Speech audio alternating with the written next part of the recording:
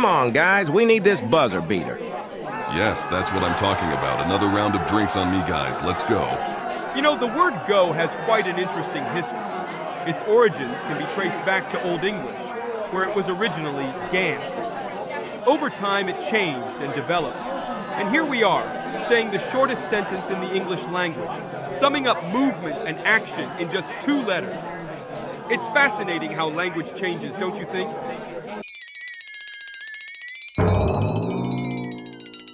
Seth, where do you learn all this stuff about the English language? Oh, I've been taking online lessons at Vox International Online English School.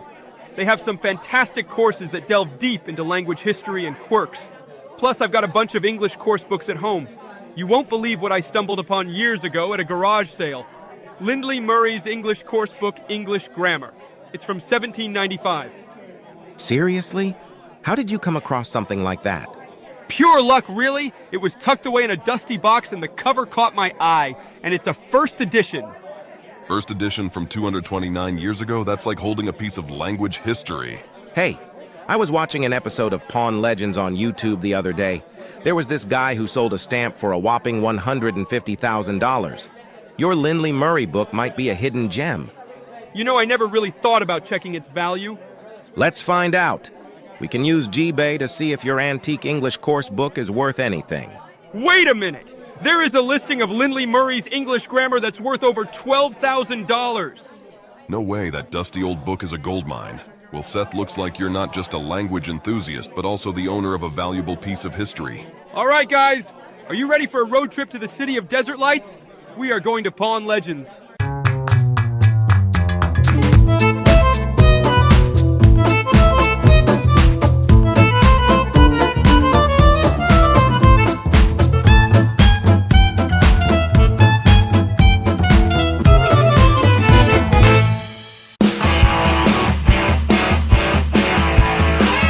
Hey, Jen, you won't believe what happened. Seth owns this ancient English course book, and it turns out it's worth $12,000. We're heading to Pawn Legends to get it evaluated. Another adventure? Seriously, what's the point? You always end up on these wild goose chases, and it never leads anywhere. Come on, this time it's different. We've got something valuable in our hands. Do you want to come along? Oh, right, because dusty old books always lead to fortune and glory. I'll pass on this one, thanks.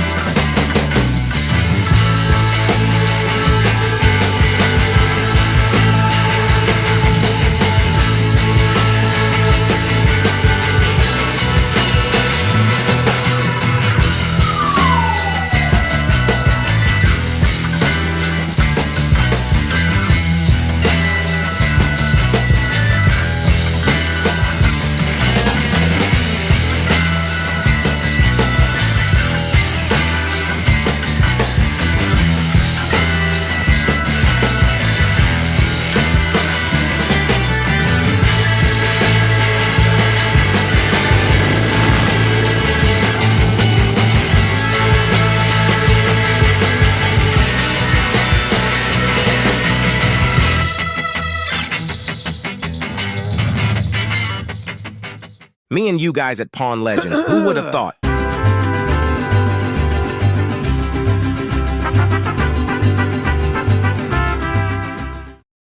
Me and you guys at Pawn Legends is totally incorrect and is considered informal.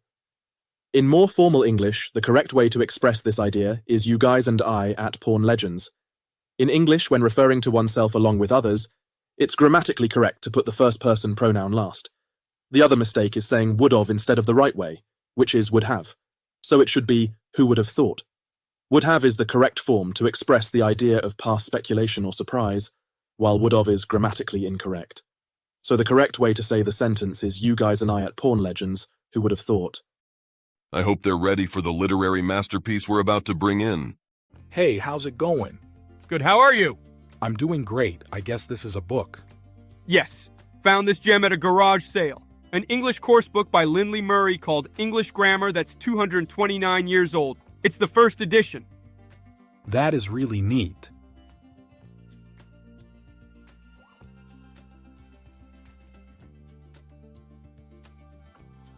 I think this book by Lindley Murray is a great piece of Americana.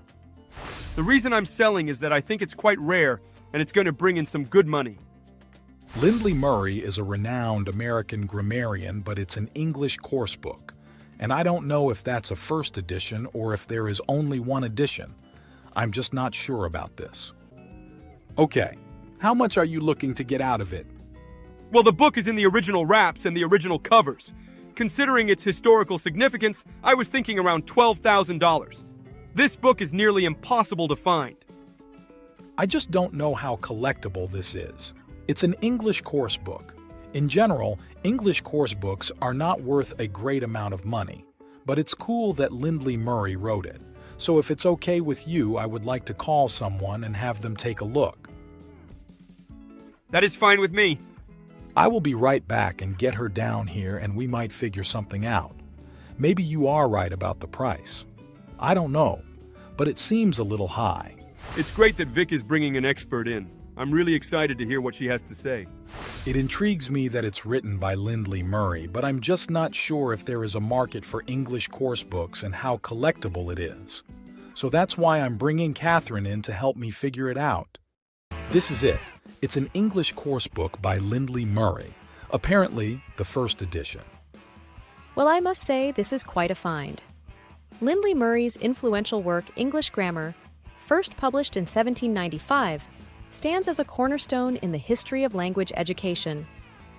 Murray really put his heart into creating a guide for English grammar, making it clear, simple, and useful. His approach resonated with educators and learners alike, contributing to the widespread adoption of his grammar rules in both the United States and Britain. English Grammar became the go-to book for many students, giving them lessons on how to use words and punctuation correctly.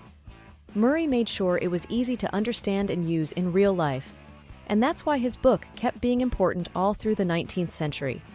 It's like a lasting guide for anyone wanting to learn about grammar and language. Lindley Murray was a distinguished American grammarian. He was born on March 27, 1745, in Pennsylvania, and he passed away on February 16, 1826. Beyond his significant contributions to English grammar, Murray was a Quaker lawyer, philanthropist, and author. His educational pursuits led him to compile and publish various works on grammar, spelling, and language usage. So, is this story about Lindley Murray and his connection to the book legitimate? Is this the real deal? Upon closer inspection, there are certain inconsistencies that cast doubt on the authenticity of the book's age. The paper composition, binding style, and printing techniques used suggest a more modern craftsmanship. Additionally, some of the ink pigments used in the illustrations didn't come into common use until the late 19th century. While the story of Lindley Murray adds an intriguing narrative, the physical characteristics of the book point to a more recent origin. It appears that this might not be the genuine 229-year-old artifact we initially thought it to be. So after all this, is there any chance we've got an authentic 229-year-old piece here? Unfortunately, based on the physical characteristics and anomalies I've observed, I have to say that this book is not an authentic artifact from 1795. This book appears to be from the late 1970s, making it over 40 years old. The craftsmanship and the nostalgia factor of that era still hold some value. In a way, it's a good example of the evolution of English learning from the traditional methods contained in this English coursebook from Lindley Murray to modern platforms like Vox International Online English School. Today, we have access to sophisticated online lessons that make the learning process far more dynamic and interactive. If you want more information about Vox Online English School's 2 to 6 student group lessons, just click on the link below. All right, so how much are we talking about here? I'd estimate the value of this book to be around $800. The evaluation really disappoints me because I thought it was worth a lot more money. Now I know a lot more about this book and I know what it's worth. The only thing now is, what am I going to have to pay for it? All right, how much do you want for it? I am thinking 650. Catherine said the book is worth 800. Considering all the expenses we have in stocking and the uncertainty of how long it might take to sell, basically what I can do is 500.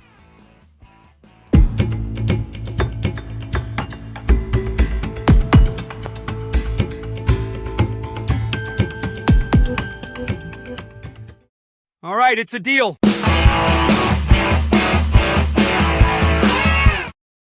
Well, guys, not exactly what we hoped for, but 500 isn't too shabby.